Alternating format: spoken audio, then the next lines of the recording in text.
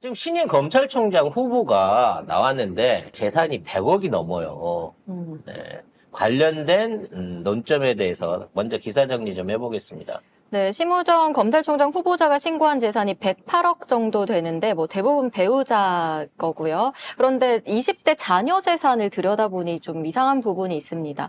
96년생 장녀가 모 업체 연구원이고 28살인데 8,300만 원의 증권, 230만 원의 예금, 3천여만 원의 증권 관련 채무를 보유하고 있고 또 01년생 장남이 대학생이고요. 23살인데 3,100여만 원의 예금과 9,100여만 원의 증권을 보유하고 있어서 총 1억 2천만 원이 넘는 재산을 보유하고 있습니다. 23살. 집안에 쌈나겠네요. 대학생 23살. 네, 와. 집안에 쌈나겠어.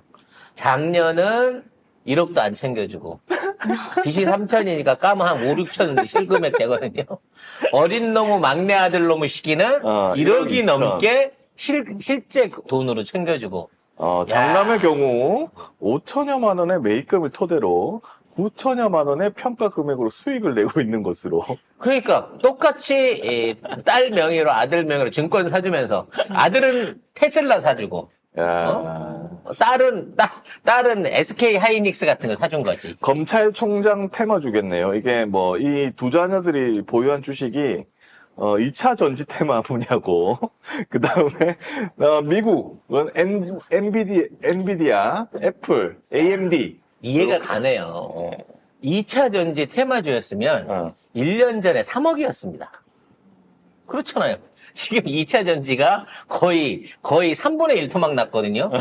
막 거침없이 올라갔었던 시절이 있었지만 그게 이제 불과 올해 들어서 빠지기 시작하면 3분의 1 토막이니까 지금 주식 평가액이 이래서 그렇지 한참 잘 나갔을 땐 4억이잖아. 4억으로 쳐야 되는 거 아니에요?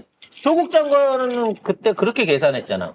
휴지가 된 주식인데 최고가 갔을 때 기준으로 생각해야 되니까 그렇지. 10억이다 라고 얘기를 했었잖아. 그럼 얘네들도 최고가 갔을 때 가격으로 때려야지. 그리고 이 심우정 검찰총장 후보자 공동 소유 아파트가 아크로비스타.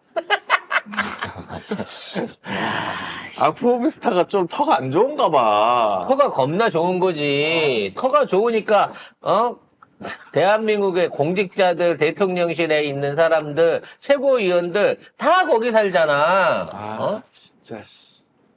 뭐 거의 대부분이 부인 명예예요.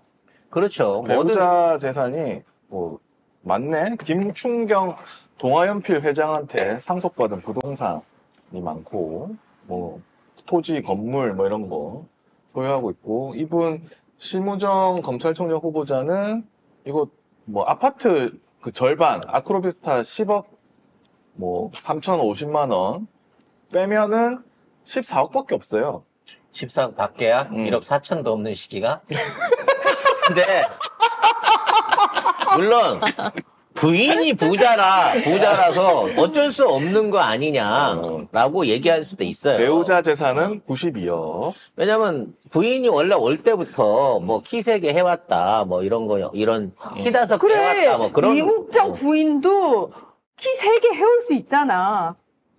이국장 부인이 이국장보다 20살 좀 많으면 키 20개도 줄 수 있겠지. 근데 정상적인 관계로 따졌을 때 남편 재산은 14억인데 부인 재산이 92억이다라고 얘기를 하면 이건 누가 봐도 이상한 거 아니에요, 그 관계는. 근데 거의 김용현 있잖아요. 김용현도 재산이 거의 와이프 재산이에요. 근데 그런 거야. 이 관계는 얘들이 하는 결혼이라고 하는 거는 쉽게 말해서 부부의 관계가 아니라 있는 집에서 검사 새끼 하나를 그치. 집안에 방패막이 세우려고 데리고 온 거야. 근데 김건희도 윤석열은 재산 얼마 없는데 김건희가 60억 넘게 있잖아. 똑같은 거라니까. 애초에 아무것도 아닌 새끼를 갖다가 얘가 검사야? 집안은 어때? 별거 없어? 그럼 우리 대리사비 라고 드려가지고 아주 집안일로 개 부리듯이 부려먹으면서 일을 시키면서 돈은 얘한테 안 주는 거예요, 결과적으로. 의사들은 반대야. 의사들은 다 지 앞으로 해놔요. 부인이 빌딩 갖고 오고 뭐하고 다 해도 다 지 앞으로 해놔. 그러고 난 다음에 나중에 이혼할 때 전부 다 그걸로 해갖고 지가 다 가져가 버리거든. 근데 검사나 뭐 변호사나 이런 법조계 공무원계 있는 애들은 대부분 처갓집 재산인 거고 저는 거기 명의만 얹혀 사는 거야. 심지어 집도 공동명의로 해줬다는 거 아니야. 그렇죠. 공동명의 해준 게 어디야? 와이프 명의가 아니고. 근데 이제 저 명의 압류가 얼마나 걸려 있는지 모르는 거니까. 그리고 그 실무전 그 자녀들 있잖아요. 자녀들은 신고 내역에서 자녀들은 세금 납부액이 없습니다. 그래서 지금 주식 매입 금액 출처가 어디냐 도대체. 얘들 뭔데 20대인데 왜 이렇게 소득이 많냐. 최소한 1억 이상의 최소한 뭐 원금이 뭐 올라서 그랬다고 치더라도 소득이 아들 같은 아니라 경우는 재산이 왜 많냐. 소득이 없는데 네. 거의. 그거에 대한 증여 문제. 그러니까 원초의 씨돈을 정잣돈을 누가 줬냐. 그렇지. 증여의 문제도 이제 다시 이유를 삼아봐야 되는 거예요. 그러니까 검찰총장 후보자라는 사람이 이렇게 만약에 법을 어기고 이걸 했다? 이러면 심각한 문제지. 우리가 늘 얘기하잖아. 얘는 사실은 별로 그렇게 공직에 마음이 없었던 사람이고 진짜 공직에 마음이 있으면 우리 공수처장 대신 응? 우리 공수처장님처럼 어려서부터 딸내미 아들내미 다 알바하고 인턴 해갖고 회사에서 돈 받는 걸로 해갖고 그걸로 또 집도 사고 땅도 사고 증권도 하고 요렇게 체계적으로 관리를 해줬어야 되는 거야. 근데 이 새끼는 애초에 검찰총장 같은 필요가 없었어. 집안일 할 만큼 하다가 처갓집 일 한 만큼 하다가 에이씨 수틀리면 그냥 던지고 나와서 개업해도 되고 아니면 장인이 차려주는 회사나 법무법인 또는 찍어주는 데 가가지고 비싼 돈 받고 하면 되는 놈이었다는 거지. 아, 오동훈 공수처장 후보 딸은 맞다. 그 채용 공고도 없이 로펌에서 그렇지. 그냥 그거. 로펌에서 막 1,000만 원씩 받고 인턴하고 이랬잖아. 그러니까 그런 절차를 해주면서 철저하게 절차를 하는 타입은 내가 언젠가는 공직에 갈 거다라는 걸 염두에 둔 타입이고 이렇게 무식하게 뭐 내가 어차피 뭐 내가 공무원 할 것도 아닌데 이 마음으로 질른 애들은 생각이 없었던 놈이에요. 그러니까 이런 애들은 애초부터 고위공직자나 이런 임명직에는 지가 못 올라갈 걸 알고 있었던 놈이야. 근데 지금 이 정권 하에서 기회가 온 거야. 왜? 마땅히 할 놈이 없으니까. 그렇죠. 이러한 결격사유를 갖고 이걸 안고 간단 말이에요.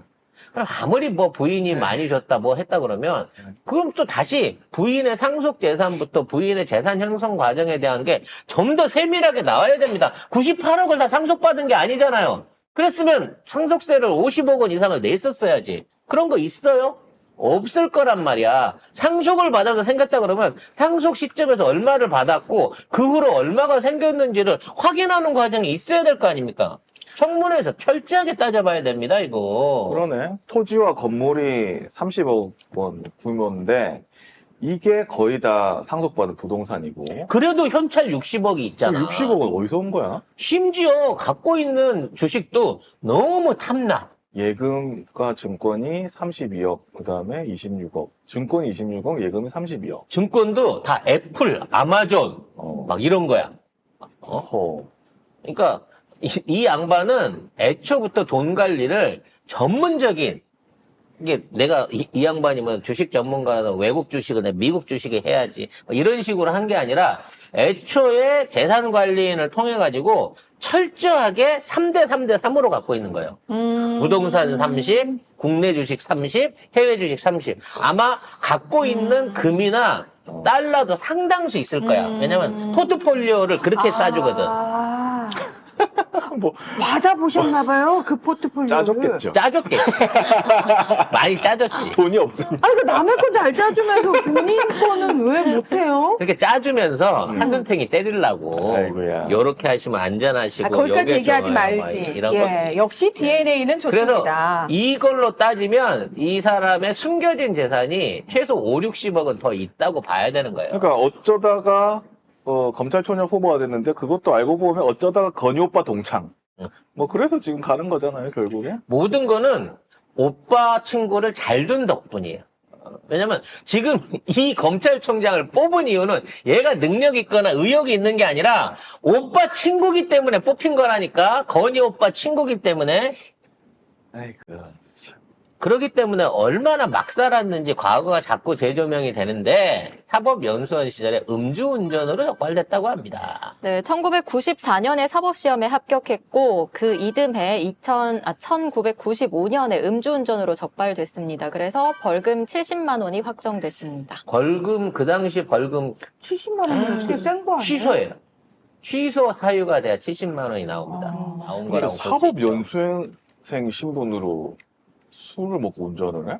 야, 사법연수원 신분으로 노상방뇨하고 경찰 팬 놈도 있어. 그런 놈도 장관 됐어. 그렇구나. 설마 원희룡 얘기죠? 그거 알면서 물어봐오고. 아니 전 국민이 모르시는 다 분들이 아는데. 있을까봐 원희룡이 그랬다고. 네. 근데 이제 94년에 이렇게 됐는데 95년 12월에 김영삼 대통령이 도로교통법 위반죄 등에 대한 일반 사면령을 공포를 합니다. 그래서 이 심 후보자에 대한 형 선고 효력이 사라졌습니다. 아무튼 뭐 2000년부터 검사 생활을 했다고 하니까 지난 한 20년 동안 했을 건데 이 사람이 맡았던 사건들과 처가하고의 연관관계 그리고 김건희 집안하고의 연관관계도 한번 찾아봐야 될 거라고 생각을 합니다.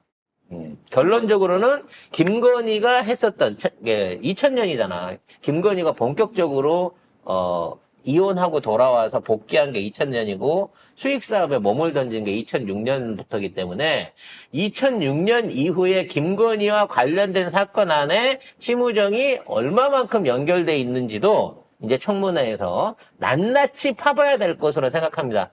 이런 식으로 열심히 감추려고 안 했던 사람이기 때문에 공수처장 후보보다는 훨씬 더 많은 꼬리가 남아있을 거고요.